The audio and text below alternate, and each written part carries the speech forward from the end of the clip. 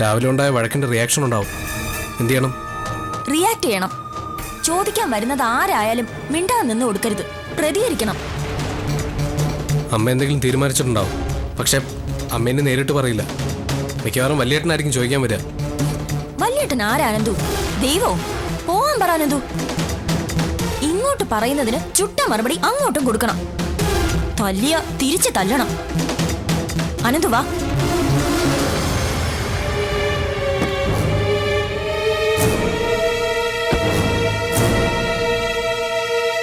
ഒന്ന് തന്നെ.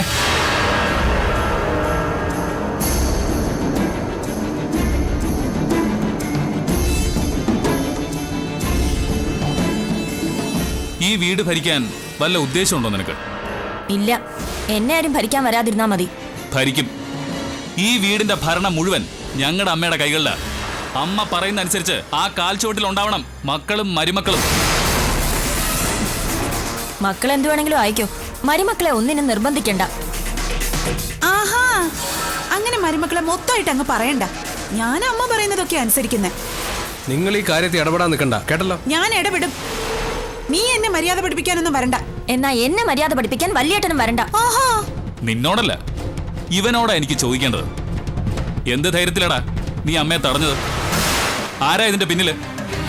ഇവളാണോ? വെറുതെ കവിതയെ കുറ്റപ്പെടുത്താൻ നിൽക്കണ്ട. അനാവശ്യമായിട്ട് എന്റെ ഭാര്യയെ തല്ലരുതെന്നേ ഞാൻ പറഞ്ഞുള്ളൂ. ഇവളാരാടാ ഉണ്ണിയാമ്മയെ തല്ലൂന്ന് പറയാൻ? ഞങ്ങളെ വളർത്തി വലുതാക്കിയ മനുഷ്യനാ ഉണ്ണിയാമ്മ. ആ മുഖത്ത് നോക്കി തല്ലൂന്ന് പറഞ്ഞ ഇവക്ക് അപ്പ കൊടുക്കേണ്ടതായിരുന്നു അടി. അതിന് മാത്രം വലിയ തെറ്റൊന്നും ഞാൻ ചെയ്തിട്ടില്ല. ആ കിളവൻ വെറുതെ ഇടയ്ക്ക് കയറി വന്ന് വഴക്കുണ്ടാക്കിയതാ. എന്താ നീ വിളിച്ചത്? കിളവനെന്നോ? അയ്യോ എന്റെ ഈശ്വരാ, ഉണ്ണിയമ്മയെ കിളവനെന്നോ? ആ, പ്രായമായവരെ അങ്ങനെയും വിളിക്കാം. ഇനി ഒരു അക്ഷരം മിണ്ടിപ്പോരുത് നീ.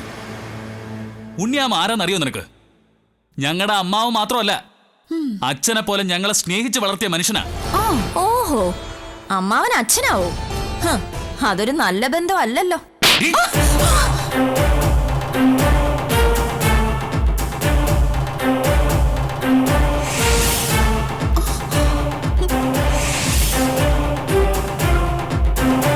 വൃത്തികെട്ടവളെ, നിന്റെ നാവരിഞ്ഞെടുക്കും ഞാൻ.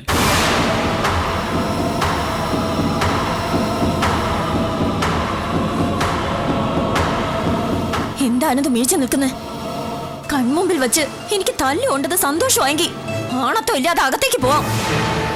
അതല്ല, ഭാര്യയോട് അല്പമെങ്കിലും സ്നേഹവും കടമയും ബാക്കിയുണ്ടെങ്കിൽ തിരിച്ചു തല്ല്.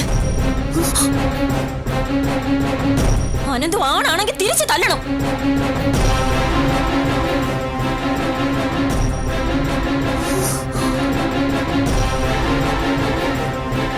ആണും പെണ്ണും കെട്ടവനല്ലെങ്കിൽ ഇപ്പൊ തിരിച്ചു തല്ലണം.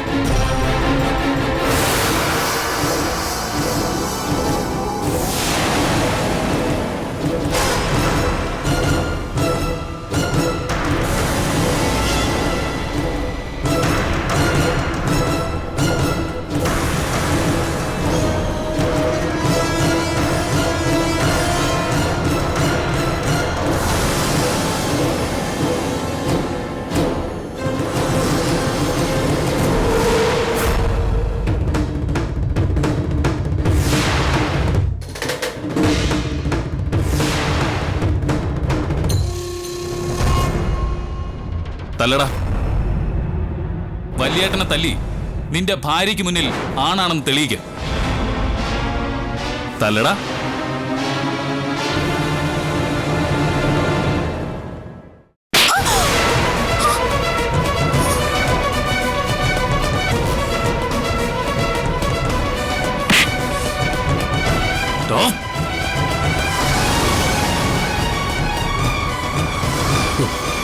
പൊള്ളിയല്ലേ? കൺമുമ്പിൽ വെച്ച് ഭാര്യയെ തല്ലിയ ഏത് ഭർത്താവിന്റെ മനസ്സും പൊള്ളും. അത് മനസ്സിലായില്ലേ ഇപ്പോ?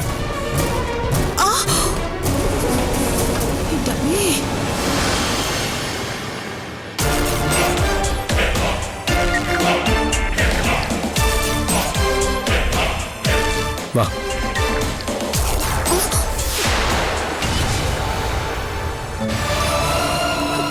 അരവിന്ദേട്ടാ,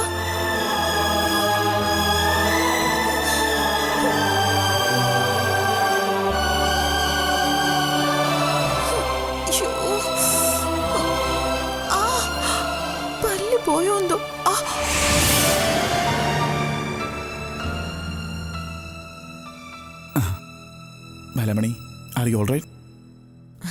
എനിക്കൊരു കുഴപ്പമില്ല സർ. അപ്പോഴത്തെ ആ ഷോക്ക് താങ്ങാൻ പറ്റിയില്ല. പേടിച്ചു പോയി ഞാൻ.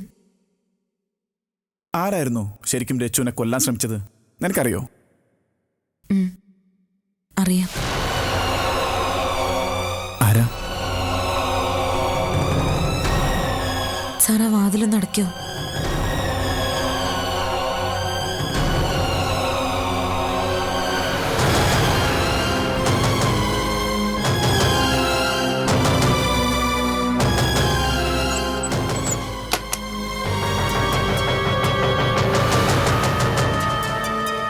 എനിക്കറിയാം സർ, കൊല്ലാൻ ശ്രമിച്ചയാളെ.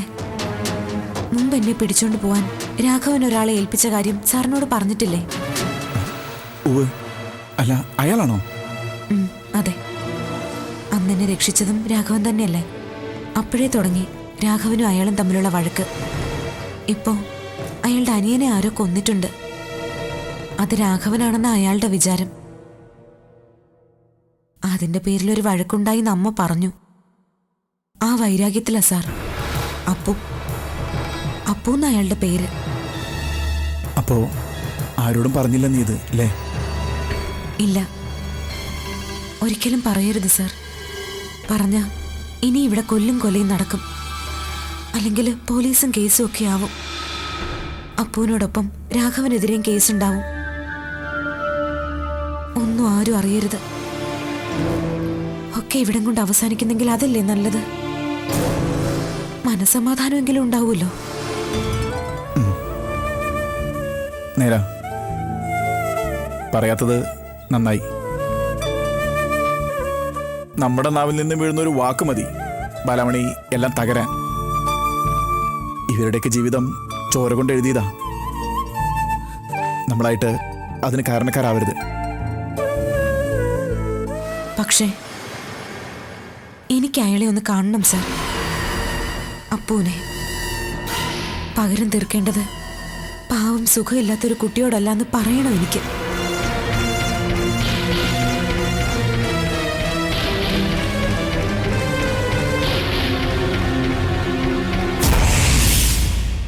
എന്നെ വളരെ വ്യക്തമായിട്ട് ബാലാമണി കണ്ടതാ. എന്നിട്ടും പോലീസിനോട് എന്റെ പേര് പറഞ്ഞില്ലെങ്കിൽ അതിലെന്തോ കാര്യമുണ്ടാവും. അപ്പോട്ടും പറഞ്ഞു തരാം, എന്തായാലും നമ്മളെ രക്ഷിക്കാൻ ശ്രമിക്കില്ല. ഇതിലെന്തോ ചതിയുണ്ട്. ഇത് രാഘവന്റെ കളിയാ. പോലീസിന് എന്നെ വിട്ടുകൊടുക്കാൻ അവൻ തയ്യാറായിരിക്കില്ല. അതുകൊണ്ട് മനഃപൂർവ്വം അവളെ കൊണ്ട് പറയിപ്പിക്കാത്തതാ. അതെന്തിനായിരിക്കും അപ്പോട്ടാ? എനിക്ക് തോന്നുന്നത് അവൻ എനിക്ക് വേണ്ടി ഒരു വടിവാള് പണിയിച്ചു എന്നാ. എന്നുവെച്ചാ? അതേടാ, ചങ്കുറപ്പുള്ളവനാ രാഘവൻ. നേരിട്ട് കണക്ക് തീർക്കും. സാക്ഷി പറയാൻ പോലും ആരുമില്ലാതെ രഹസ്യമായിട്ട് എന്നെ തീർക്കാനായിരിക്കും അവന്റെ ഉദ്ദേശം. ഞങ്ങൾ ജീവിച്ചിരിക്കുമ്പോൾ അത് നടക്കില്ല അപ്പോട്ടാ. കൊല്ലാൻ തീരുമാനിച്ച് ചങ്കൂറ്റമുള്ള ഒരുത്തിന് ഇറങ്ങി തിരിച്ച തടയാൻ ബുദ്ധിമുട്ടാ. നമ്മൾ പിന്നെ എന്താ ചെയ്യേണ്ടത്? ശത്രുവിനെ മുൻകൂട്ടി ആക്രമിക്കുക. അതേ ഉള്ളു മാർഗം. രാഘവൻ ഇങ്ങോട്ട് ആക്രമിക്കുന്നതിന് മുമ്പ് അങ്ങോട്ട് കടന്ന് ആക്രമിക്കണം.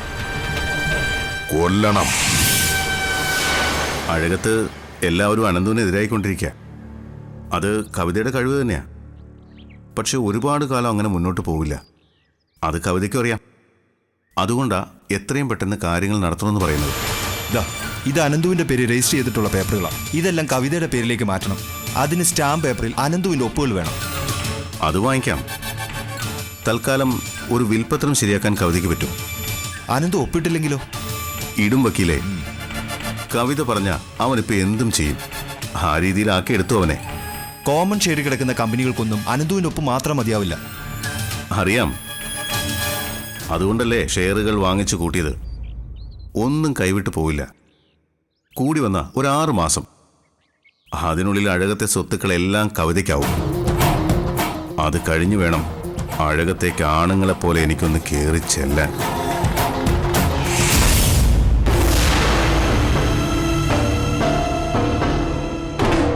എടാ, പ്രായം കൊണ്ടല്ലെങ്കിലും സ്ഥാനം കൊണ്ട് നിന്റെ ഏട്ടത്തെയാ മൈഥിലി. അവളെ തല്ലിയപ്പോ നീ അത് ചിന്തിച്ചില്ല. ചിന്തിക്കാനുള്ള അവസരം വല്യേട്ടൻ എനിക്ക് തന്നില്ലല്ലോ. ഭാര്യയെ തല്ലുന്നത് കണ്ടു നിൽക്കാനുള്ള ക്ഷമയൊന്നും എനിക്കില്ല. അങ്ങനെയാണെങ്കിൽ നീ തിരിച്ചു തല്ലേണ്ടത് എന്നെയാ, എന്റെ ഭാര്യയല്ല. ഏട്ടനെ തല്ലാത്തത് മനസ്സിൽ വല്യേട്ടൻ എന്നുള്ള സ്ഥാനം ഞാൻ കൽപ്പിച്ച് തന്നിട്ടുള്ളതുകൊണ്ടാണ്. എനിക്ക് നീ ഇനി ഒരു സ്ഥാനവും തരണ്ട. എന്റെ അനിയനാവനുള്ള യോഗ്യത നിനക്കിപ്പോ ഇല്ല. അതിന് മാത്രമുള്ള ക്വാളിറ്റിയൊന്നും വല്യേട്ടനുള്ളതായിട്ടും എനിക്ക് തോന്നുന്നില്ല. തോന്നില്ലടാ. നിനക്കിപ്പോ ഇവിടെ ആരും യോഗ്യരായിട്ട് തോന്നില്ല. കാരണം നിന്റെ മനസ്സിൽ ഇപ്പൊ വിഷമാ. അവള് കുത്തി നിറച്ച കാളകൂട വിഷം. എന്ത് പറഞ്ഞു വന്നാലും അവസാനം ഈ കവിതയിൽ വന്ന് നിൽക്കുന്നത് എന്തിനാ? അവളോടെന്താ നിങ്ങൾക്ക് ഇത്ര ദേഷ്യം? എന്താന്ന് ഞങ്ങളെ ജീവിക്കാൻ സമ്മതിക്കില്ലേ? ഇത് ജീവിതമല്ല അനന്തു. ഇങ്ങനല്ല ജീവിക്കേണ്ടത്. എല്ലാവരെയും പിണക്കിയിട്ടുള്ള നിന്റെ ഈ പോക്കണ്ടല്ലോ, ഇത് നാശത്തിനാ. അവസാനം ആർക്കും വേണ്ടാതാവും നിന്നെ. ആർക്ക് വേണ്ടാതായാലും എന്റെ ഭാര്യ ഉണ്ടാവും എനിക്കിപ്പം. എനിക്കത് മതി. മോനെ, വിശ്വാസം കൊള്ളാം. പക്ഷെ സംഭവിക്കുന്നത് നേരെ മറിച്ചായിരിക്കും. നിങ്ങൾ എന്തിനാ എന്നെ ഇങ്ങനെ ശപിക്കുന്നത്? എന്റെ ജീവിതം നശിച്ചു കാണാൻ നിങ്ങൾക്ക് അത്രയ്ക്ക് താല്പര്യമാണോ? ആണോന്ന്?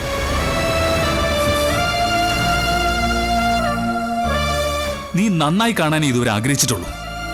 പക്ഷേ ഓരോ ദിവസം ചെല്ലും തോറും നശിച്ചുകൊണ്ടിരിക്കാ നീ. എനിക്കും പറ്റിയിട്ടുണ്ട് ഒരു വലിയ തെറ്റ്.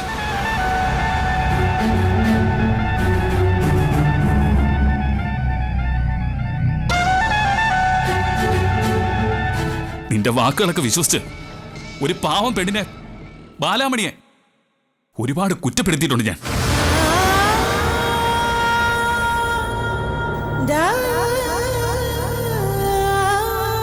ഇനി ഒരിക്കലും തിരുത്താൻ കഴിയാത്തൊരു തെറ്റായി പോയത്.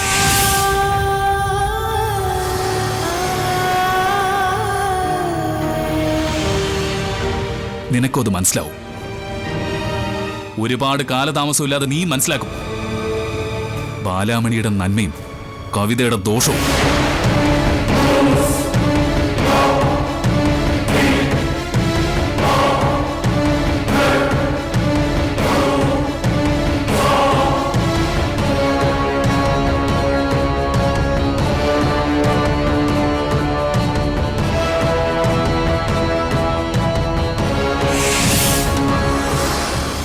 നിങ്ങളോട് ഒന്നും മറച്ചു വെച്ചിട്ട് കാര്യമില്ല.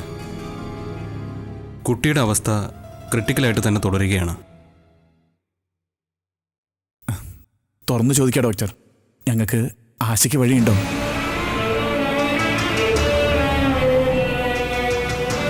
എന്ന് ചോദിച്ചാൽ എനിക്കൊരു ഉത്തരം പറയാൻ കഴിയുന്നില്ല. കുട്ടി അൺകോൺഷ്യസ് സ്റ്റേജിലാണ്. പെട്ടെന്ന് ശ്വാസം മുട്ടിച്ചപ്പോൾ ബ്ലഡ് വല്ലാതെ പമ്പ് ചെയ്തു. സർജറി ചെയ്തതിൻ്റെ സ്റ്റിച്ചുകളും പൊട്ടിയിട്ടുണ്ട്. പിന്നെ രക്തസമ്മർദ്ദം കൂടിയപ്പോൾ ബ്രെയിനിലേക്കുള്ള ഞരമ്പുകൾ പൊട്ടി. ഇന്റേണലാണ്. സോ ബ്ലഡ് തലച്ചോറിൽ ക്ലോട്ട് ചെയ്തിട്ടുണ്ട്. സർ, ഈ അവസ്ഥയിൽ നിന്നൊരു മാറ്റം രക്ഷപ്പെടുവോ ഞങ്ങളുടെ കൊച്ച്? ഞാൻ പറഞ്ഞല്ലോ, കുട്ടി അബോധാവസ്ഥയിലാണ്. ഈ സ്റ്റേജിൽ തന്നെ ദിവസങ്ങൾ കിടന്നേക്കാം. അങ്ങനെ വന്നാൽ അത് അപകടമാണ്. പിന്നെ വെന്റിലേറ്ററിൻ്റെ സഹായം വേണ്ടിവരും. അതല്ല, ഈശ്വരൻ നമ്മുടെ കൂടെയാണെങ്കിൽ കുട്ടിക്ക് ബോധം തെളിയും. ബോധം തെളിഞ്ഞാൽ രക്ഷിക്കാൻ കഴിയും. അതിനുള്ള ഒരു ചാൻസ് ഡോക്ടർ, അതിനുള്ളൊരു ചാൻസ് ഉണ്ടോ? നമുക്ക് പ്രതീക്ഷിക്കാം. അല്ലാതെ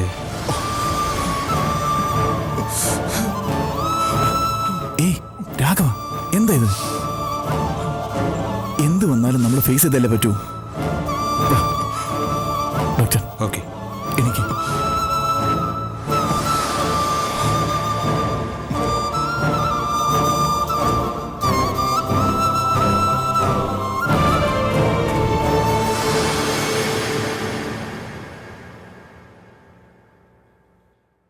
ഞാൻ ചെയ്ത പാപങ്ങളുടെയൊക്കെ ഫലമാ സാറേ ഇത്. അല്ലെങ്കിൽ ഓപ്പറേഷൻ ചെയ്ത് രക്ഷപ്പെട്ട കൊച്ചല്ലേ. അതിനെ ഈ ഗതിയിലാക്കിയത് എന്നോട് വൈരാഗ്യമുള്ള ആരും ആയിരിക്കും. അതാരാണെന്ന് എപ്പോഴെങ്കിലും അറിയും സാറേ. ഞാൻ അറിഞ്ഞോ കൊല്ലും ഞാൻ അവനെ. ഈ ഒരു ആറ്റിറ്റ്യൂഡാണ് രാഘവന്റെ കുഴപ്പം. എടാ, ശിക്ഷിക്കേണ്ടത് നമ്മളല്ല, നിയമവും കോടതിയും നീതിയൊക്കെ ഉണ്ട് ഇവിടെ. ഇപ്പോ ഇതൊന്നുമല്ല ചിന്തിക്കേണ്ടത്. പ്രാർത്ഥിക്കുക. ഈ ജീവിതത്തിനും മരണത്തിനും ഇടയിലൂടെയുള്ള നൂൽപ്പാലത്തിലൂടെ കടന്നു പോവുക അരച്ചുൻ്റെ ജീവൻ.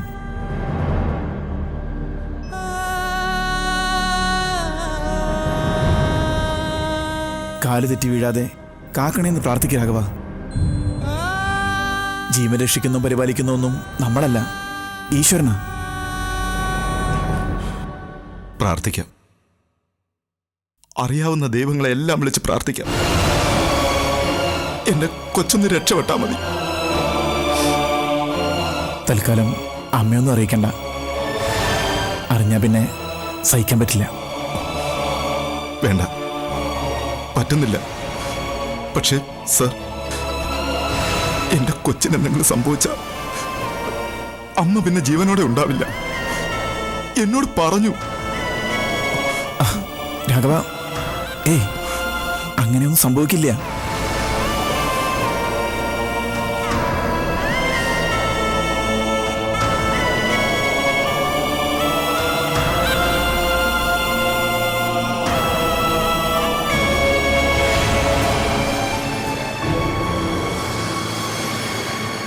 എന്ത് വേദന സഹിച്ചായിരിക്കും എൻ്റെ കൊച്ചു കിടക്കുന്നത്.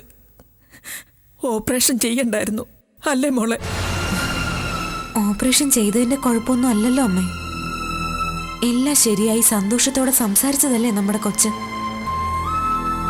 ഇങ്ങനൊരവസ്ഥ നമ്മളാരും പ്രതീക്ഷിച്ചതല്ലല്ലോ.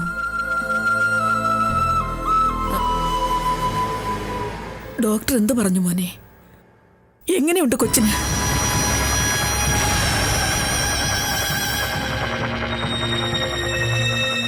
കുഴപ്പമൊന്നുമില്ലെന്നാ ഡോക്ടർ പറഞ്ഞത്. ശരിയായിക്കോളും.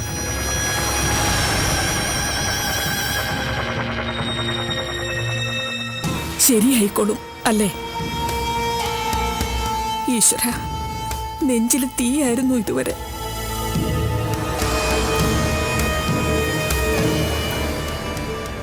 രാഘവ, കൊച്ചിന് കുഴപ്പമൊന്നുമില്ലല്ലോ അല്ലേ?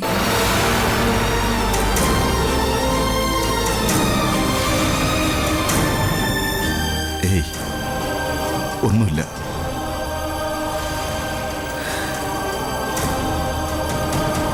ബോധം തെളിഞ്ഞോ കൊച്ചിന്? ഇല്ല, തെളിയും.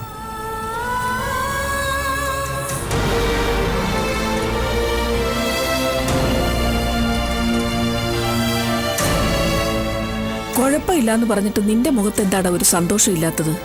ഏയ്, അങ്ങനെ സന്തോഷിക്കാൻ മാത്രം. എന്താടാ? ബോധം തെളിഞ്ഞില്ലല്ലോ അമ്മേ. കൊച്ചു കണ്ണു തുറന്ന് സംസാരിക്കുന്നത് വരെ നമുക്കൊരു ടെൻഷനല്ലേ? ആ, അതെ. എന്റെ പ്രാർത്ഥന ഈശ്വരൻ കേൾക്കും. എന്റെ കൊച്ചു രക്ഷപ്പെടും.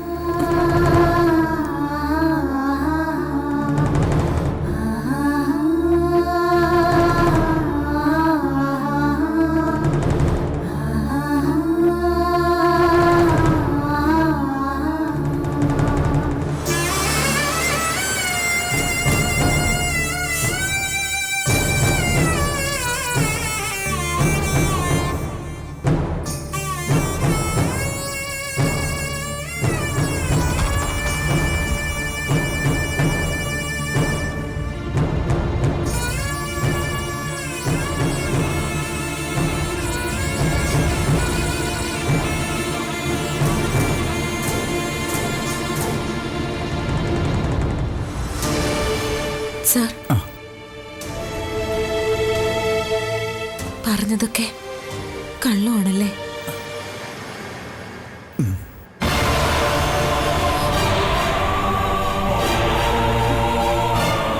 ജീവൻ തിരിച്ചു കിട്ടുമോ? അറിയില്ല. ഡോക്ടർമാർക്ക് പോലും. ബ്രെയിനിൽ ബ്ലഡ് ക്ലോട്ട് ചെയ്തിട്ടുണ്ട്. ബോധം തെളിഞ്ഞാൽ രക്ഷപ്പെടും. ഇല്ലെങ്കിൽ വേണ്ട, പറയണ്ട. അറിയാം.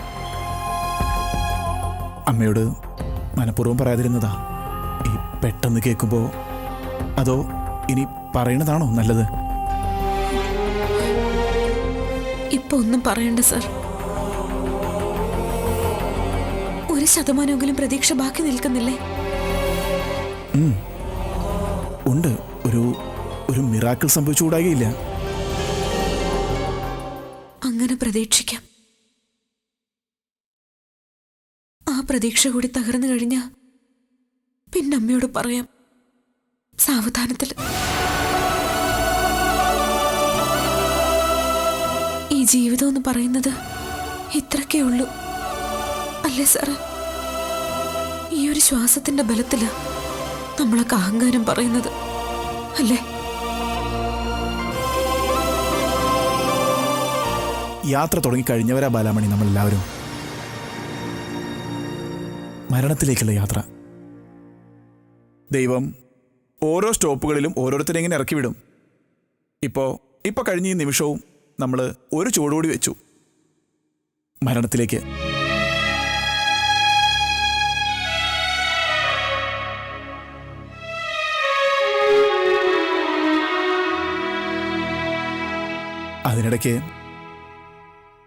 അതിനിടയ്ക്ക് കർമ്മദോഷങ്ങളുടെ സ്ഥാനം എവിടെയാണെന്ന് മാത്രമേ എനിക്ക് സംശയമുള്ളൂ.